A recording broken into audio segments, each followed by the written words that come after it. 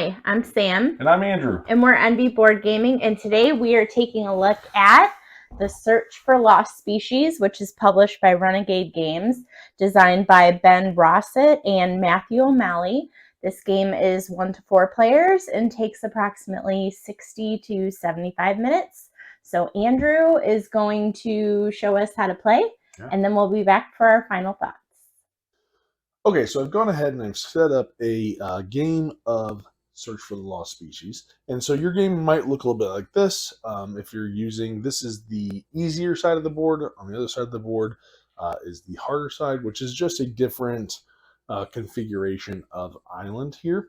Every player is going to have a sheet that they are going to be filling out based on the direction in which you are sitting. So if I am facing north, I'm going to make sure I'm playing on the north side. They also have east, south, and west, depending on where you are sitting. Okay, and so if you're familiar with the Search for Planet X, this will feel very similar, but I'm still going to go through everything just so you know. There is some things that change up, so obviously you are going to have different species that you can be finding. So in this case, we're looking for the East Sepic monkey grasshopper, but you might be looking for this echidna, or this owl, or this tree kangaroo, or this flying fox, or a monitor, right? So you're going to be looking, you have these different animals, which are the lost species that you are searching for. Each of them have their own unique rule that you are going to be placing on your mat. Now, mostly you're going to be doing some stuff on the board, but you're also going to be using an app to process the different actions that you take. So when you're setting up the game, depending on what level you are using or that you're playing on, from beginner all the way up to genius, you're going to get a certain number of clues. And so each space here on the island is going to have options of what could be on that space for this specific game. Every game you play is going to be different, and there's going to be game codes that go with that game. And so what you're going to do at the beginning, when you get it all set up and decide, okay, what species you're going for, what side of the board, and how hard you want it to be, you are going to get a set number of clues, ranging from, I believe, 12 is the most, or 0 if you play on Genius. And you're going to go through and it's going to tell you to mark off certain ones. So you have a little bit of insider knowledge of what isn't in certain specific places. Okay. Also, you are going to get some research and conference notes, just like in Search for Planet X, because if you do a town action, you're going to be able to research different categories. So those are going to change too, depending on the game that you pick, but you'll mark them here, and you'll have your little final score, and you're going to be able to track your actions up here, as well as the actions of other players in your game. Now, what's nice is they also have all of the logic rules here for your reference, and you'll also see them located on your player screen that you're going to be getting. So your screen is going to be blocking your sheet. Everybody's going to have this, which is a great reference for the animals, all the different turn order stuff, and end-game scoring. Really useful. So everybody's going to have this, and they're going to fill out their information that they receive. You're also going to make sure that whatever that clue is you get for your lost species, you're going to want to write that down so you have that readily accessible right in front of you. So in the game, what you are trying to do is you are trying to find the lost species, all right? But also finding all of these other different animals. So you're going to be looking for lories. I'm going to say couscous, but I could be wrong. You're going to have the toads, python, empty spaces, and the lost species. Now, one thing to keep in mind is that, yes, there are 5 empty spaces here that are truly empty, but you might come across a space that says it's empty, but it's really not.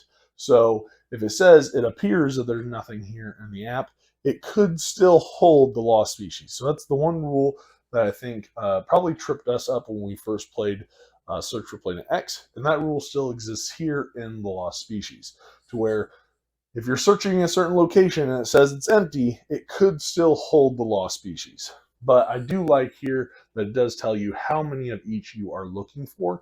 So if you're looking for the lories, you know that they're going to be in this shape. So you can use this on your board once you start discovering them and maybe trying to figure out what that layout is of the lorries, so that once you figure that out, you know, okay, if I find a lorry here, it's got to be somehow in this shape. Gives you that little token. You're going to get a bunch of different tokens here that we're going to talk about when we discuss the actual play of the game. But that's pretty much how you're going to set it up. You're going to have mountains up here that are going to be impassable. You'll have to go around, and you're going to be moving around the board. You're also going to have these cards that I'll get into as well. So what you're doing, once you get the app set up, you get your information, everybody's ready to go. What you're going to be doing is you're going to be taking actions. So on your turn, you can take one action, and there are 5 different options. And depending on what you do, you're going to be moving your little researcher guy around this track.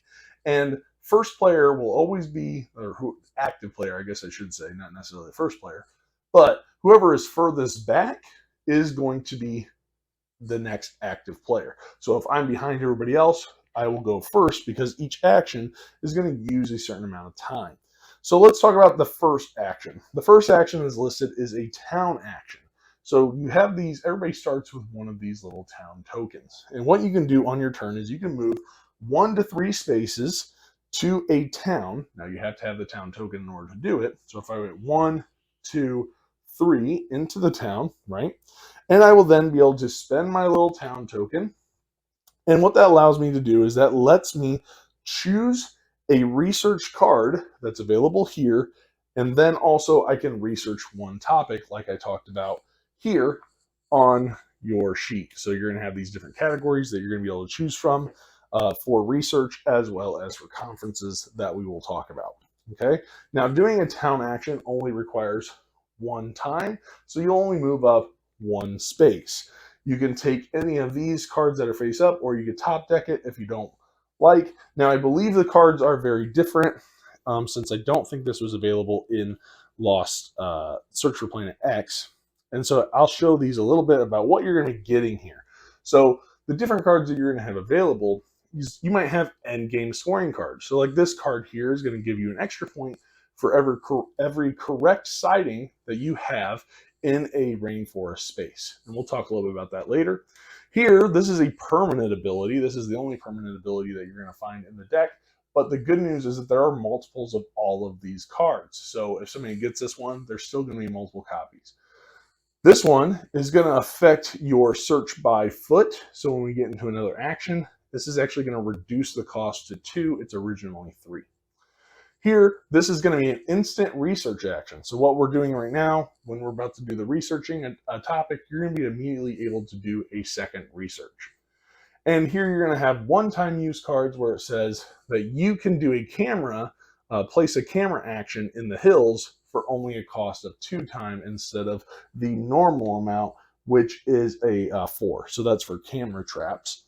Other ones you're going to see are going to be ones that let you place out additional sighting tokens immediately. You might be able to get end game scoring for specific animals if you correctly sight those. And then ones that just allow you to do a one-time, hey, you can take this action for cheap. So in this case, you'll be able to do a search by foot for only 1. Okay, so that's how those are going to work when you take that town action. Now, when you take the town action, you'll go in, you'll tell the app which category of research you want to do, and it's going to give you a specific rule or note for that type of research. Okay, so that only costs 1. The next action you can do is called a survey by boat. So as you have your guy out here on the board, you are going to be able to move. Now you have to start and move to and end on only coast spaces. So any space that's on the coast that you can do. But you have to start on the coast, you have to only go through the coast, and you have to end on the coast. So in this map, this is not a coastal region, this is not a coastal region. However, you could also not do this. You could not be on space 11 and go 1.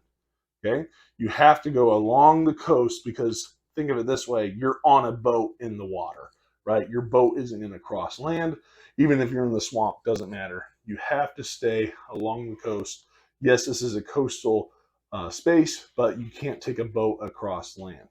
Okay, so keep that in mind. You're going to be able to go between 4 and 6 spaces And you can double back. So even if you wanted to go like, you wanted to survey this space, but you wanted to finish there, you could do that. Okay, so you can do that.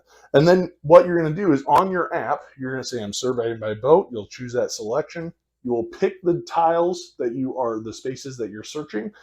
And then you're going to say, okay, I want to search for lorries there, right? And the app is going to tell you how many lorries in that area you found. So if I searched 11, 12, 13, 14, right? Maybe I went 1, 2, 3, 4, 5, 6. I did the 6 spaces. I searched all 4 of these and I said I wanted to find lorries. It might tell me I found 1 or 0. Or maybe I got lucky and I found 2. I don't know. Those kinds of things, right? And so you're going to be able to make notes on your little pad here to tell you what you found. All right. So that is going to be the survey by boat. And that costs you 2 spaces. So I would go 1, 2, right? And you'll always jump over these little wooden spots. And I'll talk about what happens when you pass this guy here on the board. I won't do that right now. I'll keep with the actual actions that you're going to be able to take. Another action you can take is called survey by foot, where you can move 1 to 3 spaces, right?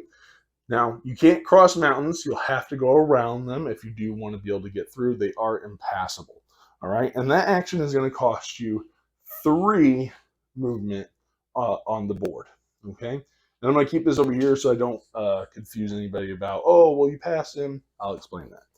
Okay, so you can move 1 to 3 spaces. Again, you can double back just like with the boat, and you're going to survey that area for 1 animal. Again, same thing with a boat. It's just a smaller space, so you're taking more time. It's going to cost you 3 because you're traveling by foot.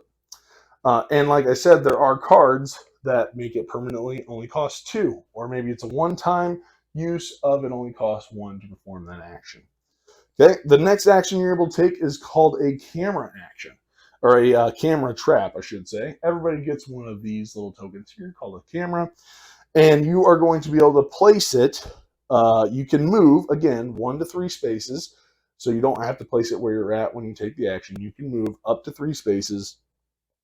You have to actually move, though, so you can't move 0. That's never an option. Just keep that in mind. You can't stay in the same location as you take an action. You have to keep moving. All right. And then when you do that, you are going to place your token on the space that you're going to be doing your little camera action. And you are going to survey for 1 animal in all areas. Or no, wait, you're going to, sorry, I got that messed up. You're going to set only where your movement ends. So if I end here and I'm doing a camera action, I'm going to tell the app I'm doing a camera trap at location 3, and it's going to tell me exactly what's in that space. Okay, so it's going to tell you exactly what's in space. But remember, if it says it's empty, it could still have the lost species. So keep that in mind. It's not going to outrightly say, oh, you found the lost species. It's going to say it appears to be empty, right? If it says that, you know you can mark off all the other animals. Just make sure you don't mark off the lost species because it is still a possibility. So you're going to be able to do that, and that's going to cost you 4 movement around the edge of the board. Okay, so it's very expensive because you're getting exact information. And the last thing you're going to be able to do as an action is going to be locate the lost species. So you have to, when you do a locate, you're going to advance 5. It's a 5 payment, right? But what you're going to do is you're going to pick the location. You don't have to be there. You just choose the location. You're going and say that's where the lost species is. But then you also have to correctly identify what is in 2 of the adjacent spaces. So if I said the lost species was here in 15, I have to be able to say what are in 2, at least, or just 2. You have to be able to identify what is in 2 other spaces, whether they're empty or they have a different animal type in them. Okay, and that is going to trigger the end of the game, and the app will tell you if you're right or wrong. If you're wrong, you still move up, but you're not gonna. It's not gonna trigger the end of the game. Okay. So after you do your action is when you're gonna advance, right? So let's say I did a camera action. I did the 4. Okay. You're going to advance your player pawn on the time track, And then you're going to look and see if this expedition leader is going to advance and be activated, okay?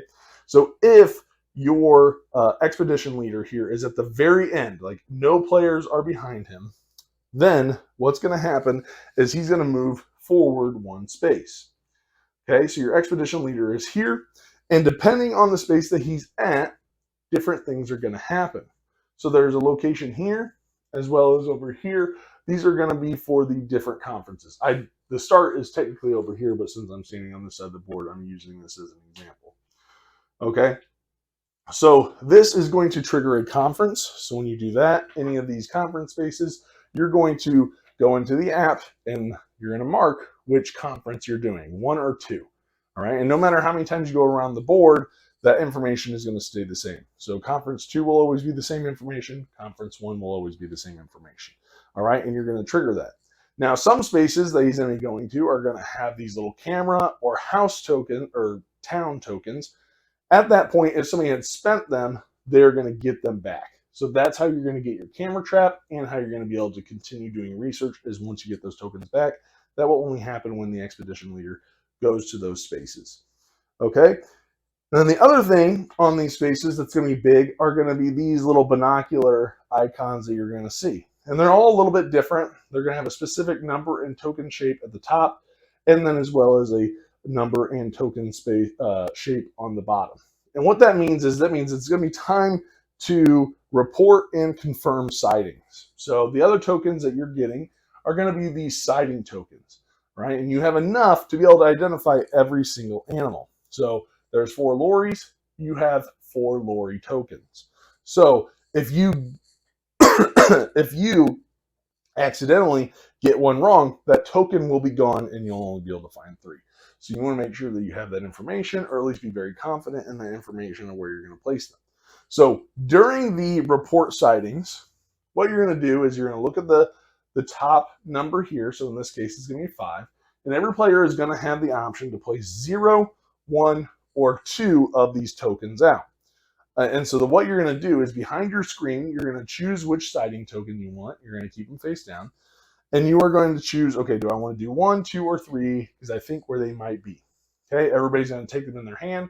They're going to reveal how many they have. Again, don't show them what's on them. And then you're going to place them out, and you're going to make sure you put one of these little markers. So maybe I think a lorry is here.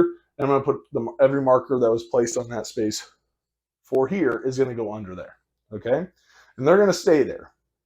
All right, but let's say, so after everybody's done that and they place out 0, 1, or 2, then you're going to confirm sightings. And so what you're going to do is you're going to go, in this case, you're looking for anything that has a number 3. So maybe there was a 3 here. What you're going to do is in the app, you're going to go and you're going to say, okay, confirm sighting. We're choosing this site. We're going to take them. We're going to flip them over. Okay, I think there's a lorry there. In the app, I'm going to click on space 12 and I'm going to say lorry. It's super easy to follow in the app. And the app is going to tell you whether you are correct or wrong. Now, if you are correct, you're going to be able to circle, if you can see this, circle the number of the space you're in. So this is number 12. I would circle number 12 because I was the first person to spot it. All right. So the first person to spot it is going to be able to keep their token there. They're going to get to circle it because that's going to give you an extra point at the end of the game. And then you're going to check and see if any other tokens that were there probably for later turns. So later you're going to be checking 4s and 5s and 6s, right? If there are any others that are under tokens, you're going to check those and see if they also guessed lorry. Because if they are, then they're correct. And then they will be able to keep their tokens there because at the end of the game, they're going to get a point for getting that correct as well. They won't get the bonus point for being first, but they'll still get points for being accurate. Anybody else that is wrong, all those tokens are going to go away. And if you're wrong, their player piece is going to advance 1. Okay? So you want to make sure that you do get those correct, because if you're wrong, you will be penalized. All right? And then keep in mind, you also won't get that token back. So that is going to be how you're going to do the report and confirm sightings. All right? I already talked about the conferences and the returning tokens. And you're going to keep going until the end of the game, which is the first to locate the lost species, right? They're going to advance 5 spaces. they're automatically going to get 12 points for locating the lost species. And then each player that is behind them on this time track, they're going to have an option to either try to find the lost species themselves, or they could try to report more sightings, but that's going to be depending on how many spaces behind the person at the end of the game is. Okay, so they might be able to report 1 or 2 sightings, or they'll be able to try and find the lost species. And at the end of the game, you're going to score points. Points are going to be dependent on how many locations you were the first, so how many you circled, they're 1 each. Every lorry that you found is going to be 2. So of your tokens out here, right? However many you have is going to be 2. How many of these little couscous monkey guys are going to be worth 3? Toads 4, pythons 5. And then how many points you're going to get based on finding the lost species. So if you were first, you're going to get 12. And if anybody else found it after that, they're going to get points as well. And then you're going to get points for any of the town cards that we talked about. And whoever has the most points is going to be the winner of the game. And that's how you're going to play the Search for Lost Species. So let's go ahead and take it back up top and give you guys our final thoughts. All right, and we're back. So thank you for that wonderful teach. We will go ahead and start off with our criteria, our game rating rubric. There we go. Let's see. Let's start with production. Well, first, before we jump into that, so if you're not familiar with this game, you might be familiar with the Search for Planet X. So Search for Planet X, these are very, very, very similar to each other. So if you're watching Teach and you're like, oh, this seems very similar, it is. There are some slight differences that we'll get into when we talk about gameplay, but they're very much similar. Now, Samantha and I have played the Search for Planet X with Nick, actually.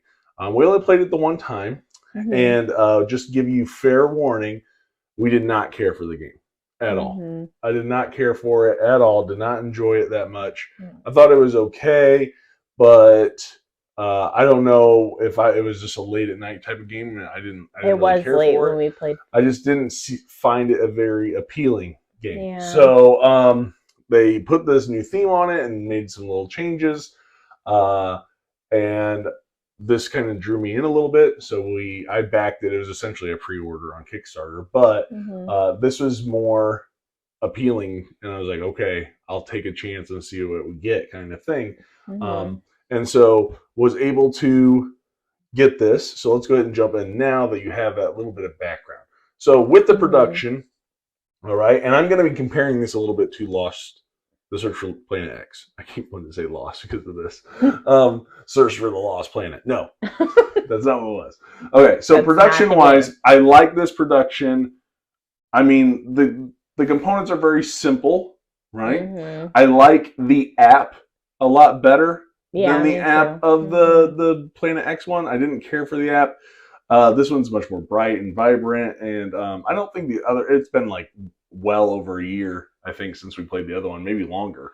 But this was, I remember the app. I didn't really care for the app.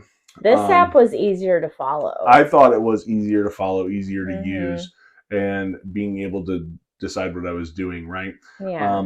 Also, the components, I mean, you just have wooden bits. Now, they don't use any plastic, so you don't get any bags or anything in this. They have all these little envelopes, and it's because they are trying to be conscious of the environment, so I appreciate that. I was worried that those little envelopes might not work very well, but in all honesty, we played this quite a few times, and they haven't been wearing out yet. I'm sure that they probably will at some point, but I'm actually surprised that they made it even this far. Yeah, it doesn't even seem like after like 6 or 7 plays. Yeah, they haven't even been used. Right. And so they're holding up well, which is nice. I think the board is gorgeous. I know like there was 2-sided board for Planet X. This is also 2-sided. You have the easier board island, and then you have the harder island. So there is that nice like elevation in complexity, I guess, if you want to say. I thought the art on the cards was nice. I thought it was very graphic design. Everything was pretty easy to follow once you know the rules. Like just seeing the iconography, you know exactly what you're getting. So that was nice. So yeah, I even like the little boat that came to hold all the little tokens. I thought that was a nice little touch too. It's cute. So yeah, even the screens were nice. They weren't too big or too small. I felt like those were all really good. And they weren't flimsy, like falling over too. We've definitely played games where they aren't very sturdy. So these ones are good quality. So I like that. Right. So yeah, that's my thoughts on production. What about you? I agree with you. I mean, I think the production is really nice. The board is like, I feel like it's very simple. Obviously, like the app is what makes it, obviously interactive and things like that. But I mean, I did like the art on the cards. I thought that they, were good quality. And yeah, the screen too. I mean, because that is something that is annoying, is like when you have a screen up, but it's like super flimsy, like paper cardstock type of stuff, and it just keeps falling over. But I felt like it was good quality. And kind of, I think something I will say too is the like paper that you're tracking your stuff on. I felt like that was very straightforward too. I think it's a pretty similar layout. Yeah. I'm pretty sure it's almost like a very close to identical layout as that is Planet X. I will say, and I did kind of go and look at Nick and Vic's review for a long time ago, but it's just I do not like that. I'm going to have to laminate these because at some point you're going to run out, and I don't know how often we'll get into this, but I don't know how often we'll play the standard versus the more experienced game, right? The harder map versus the easier map, because you might get like 100 sheets, but it's really only going to be, I mean, they are double-sided, but they're directional. So you have to play a certain direction in order to do it. So I thought that was a little weird, but I think I'm just going to laminate like 8 of them. I can do standard, I can do the experience, and that'll be it. So that's what I'll do, but then I have to do dry erase markers, blah, blah, blah. Kind of stuff. Which I don't think should be too big of a deal, but yeah. So yeah, anything else about production? No. All right, so then we're going to jump into preparation, right? So setup and teardown. Setup is pretty quick. I mean, you're just going to get your little sheet. I think the big thing that is going to be time-consuming for players is going to be when they open up their app and they get the information and they're marking it off on their little sheet, right? So shorthand is your best friend, right? And if you play a Genius game, if you play a Genius game, you don't have to worry about making as many marks because you don't give as many clues. Yeah. So the easier the game, the longer setup could be because you're going to be writing stuff down. But shorthand is your best friend. But other than that, I mean, you get your pieces, you set up your stuff. The board is just the board with a couple tokens, and you shuffle some cards, and you're ready to go. So setup is pretty quick and breezy, and with that, teardown is, I would say, is the same. Pretty setup, easy to set up and tear down. Teaching. This is definitely not a game that I think is for like beginners. It is like it is a logic puzzle, right? So you're trying to take these unique rules for each of these different species, and we'll get into that gameplay stuff too, obviously. But teach might be a little bit difficult for that's why it's 14 and up. So I don't think it's a beginner game, but understanding. But once you get through the teach, you're like, okay, depending on what action is going to determine how far I go, the teach can be a little rough, I guess. Especially the rule of, okay, it says that space is empty, but that space might not really be empty. It might have the actual, lost species in there. So you always have to keep that in mind, which I know is the case also with Planet X. It could be empty, but it might not necessarily be empty. Right. That kind of stuff. So, but preparation was pretty simple. I feel like after our first play of it, it kind of all came rushing back. And like, oh, okay, yeah, I know what I'm doing. Kind of thing, right?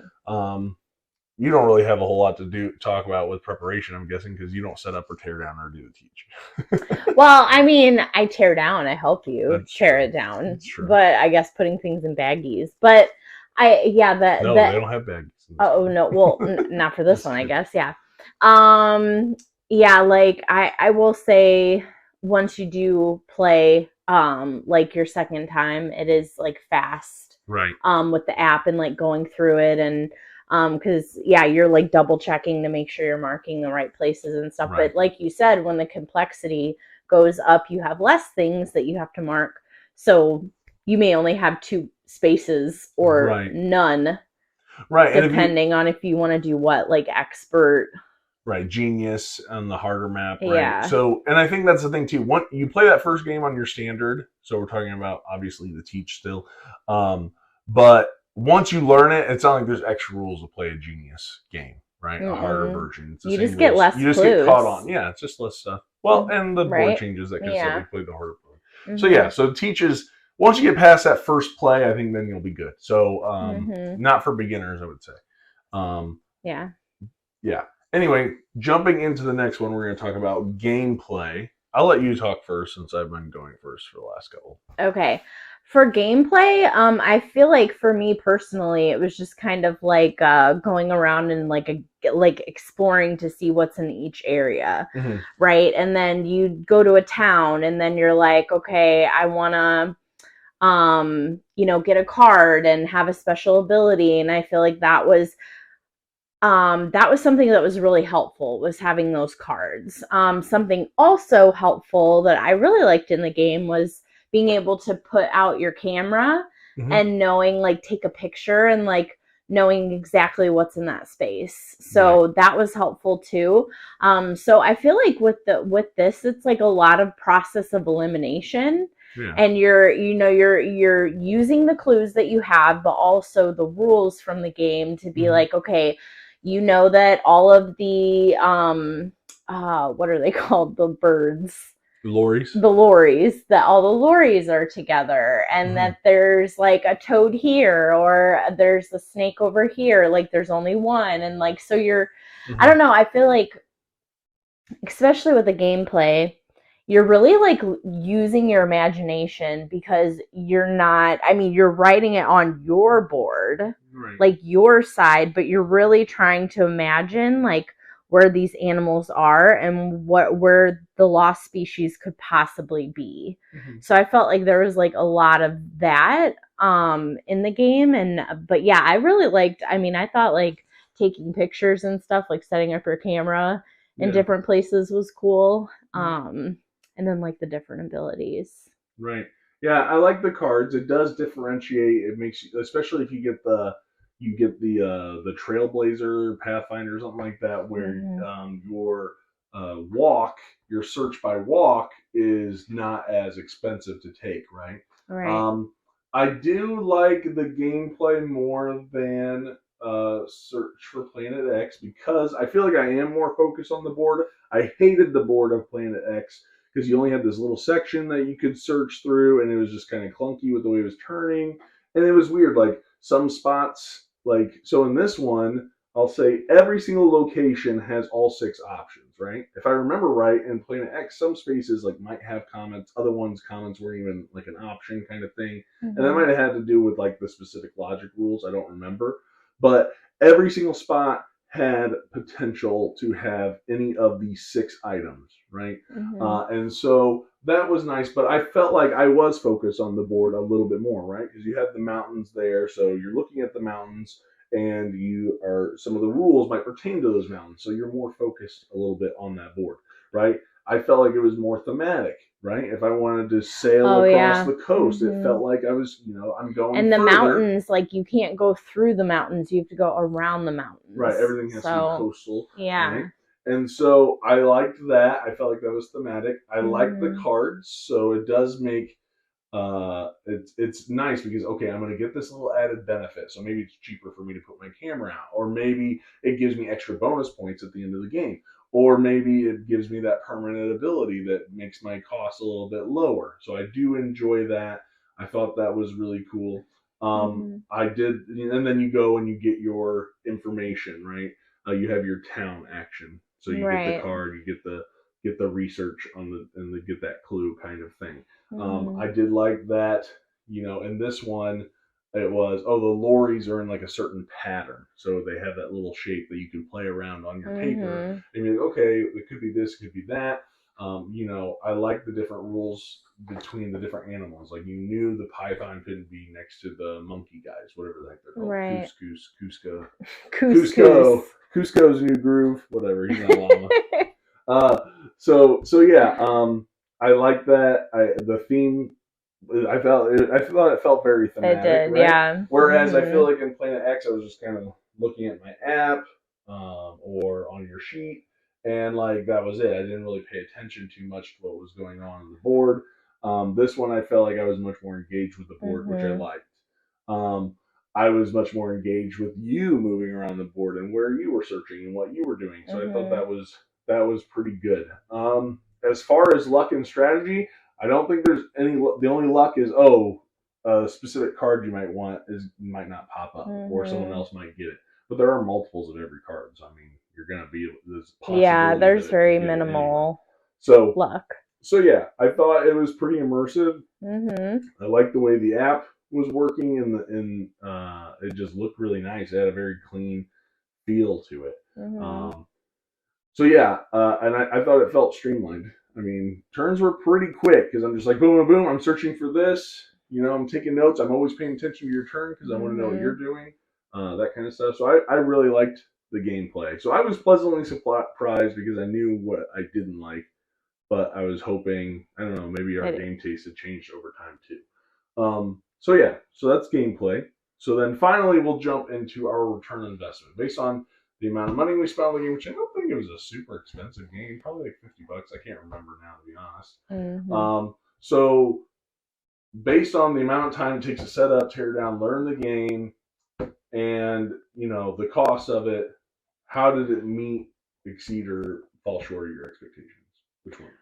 I think it exceeded my expectations. I mean, I going into it was kind of like you told me it was kind of like the Search for Planet X, Right. and like it was that type of game. So I was like, I didn't really care for that one, but I mean, I'm sure as anyone that watches our videos knows that I love animal games, Right. and anything that has animals in it, I'm usually down to play. Mhm. So it did exceed my expectations because I liked the whole app part of it too. And like it, like you said, it was very immersive and it made you feel like you were actually looking for this lost species. And I don't think it takes a lot of time. Right. Like, I mean, it being an hour to 75 minutes feels pretty accurate Yeah, I thought when it was we a pretty played quick it. game, The honestly. first time we played Sometimes it, it took longer, but well, that's like burning how it out too. always is, with new games. But then we Right. played it a second time, third time. I was like, oh, I this think is we like even pretty played it in less than an fast. hour easily. Yeah, it So might have been like 45-ish minutes, and I was like, yeah, I did win pretty quickly one game. I mean, yeah, he did I beat me. don't So like to try to end the game. I like to be able to go and find, like, I could be yeah, like, okay, I think I know where it is, but then I want to put out those little site tokens, and I want to be able to get those yeah. points. So I'm not always trying to look to So rush you the game. like gave me some extra time, but Yeah, you were definitely. like, Fairly certain about some things. But yeah. Okay, sorry, I that was didn't mean to nice cut of you you. off. Yeah, but I So, mean, it exceeded my right. I think expectations. this far and above exceeded my expectations. I was a little worried, but I was also very hopeful because I thought Search for Planet X was a well thought idea of a game. We didn't really, I still don't really care too much for space games. But the animals, I think the theme it comes out more. The board was much more eye opening and eye catching and more Mm-hmm. interactive. So I really liked that. It didn't feel as clunky as I remember Planet X being, at least with the shifting thing. I didn't care for that. But I mean, I really, really enjoyed this. And when I played it, I was like, man, I want to play it again. There was like when we played it, it was like I want to play it every day, and we did. We played it like 3, 4, or 5 days in a Mm-hmm. row. Whereas I just really wanted to play Lost Species, and we started with the standard game, and then we go a little bit harder, harder, harder, and then I was like, oh, we're just playing genius on the I'd expert be like, wait, level, what? the expert map, and I liked it. Like I didn't Yeah. think it didn't make the game any longer. I was just No. it was good. So I liked it, and then I was like, I am a You wanted to genius. challenge I am a yourself. genius. I deserve this title. Is Yeah. what I thought. And I was just along for the ride, pretty much. Yeah, you improved as we got harder games. You actually scored higher. That's So true. that's good. There's improvement. Gold star. Right. Yeah. Thanks for participating. Everybody gets a ribbon, right? Okay, so preferred player counts. I feel like I would be okay with any player count for this game. In all honesty, I would play 4 because I'm going to be getting some sort of information from it. I believe just by listening to people's what they're doing. you know. Mm-hmm. So yeah, Right. I would play it at any player count in all honesty. And I mean, I don't know how many games they have built into the app, but I'm assuming hundreds, thousands, possibly. So it's not like you're gonna play the same game again. Like it's not like, oh, I already Mm-hmm. know where the lost species is. It's not gonna be like that. Mm-hmm. So yeah, super high replayability for me actually. I was Mm-hmm. very, very, very surprised. So with that being Right. said, let's jump into our final scores. You want to go first? I'll let you go first. Really? Okay. Mm-hmm. My final score for this game is a 9.1. I really Wow. like it. I'm very pleasantly surprised. This is one that I definitely want to keep a hold of. I hope to play this with Nick and Vic. I know we haven't had a chance to play with them, but I know Nick, I think, is interested in playing this one. Mm-hmm. This is one that there are those friends that are those logic puzzle thinky, want to solve the mystery kind of thing. People that I would like to introduce this to as well. That I've just been in my mind like, oh, this would be fun to do. You know, you like puzzles, let's do this kind of thing. But Mm-hmm. this is one that, yeah, like I said, I want to play it 3, 4, 5 days in a row, and I really, really like it, and that's what I want to play. So yeah, so 9.1 for me. I just felt like 9 wasn't high enough. I liked it that much. Okay. For me, I'm gonna go with an 8.3. Well, you brought me down. Honestly, like there's so much that I love about this game.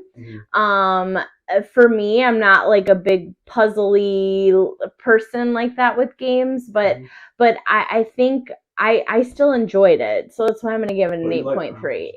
But I like Chronicles of Crime. This is not anything like that. No. It's kind of. But I mean, it's like looking at what like you can see, but you can't see, like that type of thinking. Right. But I love animal games. This is one that I think is really cool, and being able to like find this. I thought that was a cool part of the game too, is like which lost species do we want to look for? What's a Right. specific animal? That was something I didn't mention earlier, which were like different ones you've never heard of. So I thought that was really cool. Yeah. So So that is our thoughts on the search for lost species. Let us know what you think. Which one have you played? Search for Planet X. I'd be curious if this is more enticing or not. I think the card play is something interesting. I don't think you need to own both, though. I don't think if you have one, you have the other. I think if you don't have either, this is the one to get. This feels very 100%. different, though. I would not very get different. Search for Planet X, although I think there's an expansion for that one. I hope they come out with stuff for this. That'd be cool. Yeah. But I wouldn't go with Planet X if this is available. That's just my thoughts. So let us know what your thoughts are down in the comments. And thank you for watching. Please like, comment, and subscribe. And we'll see you guys on the next one. See ya.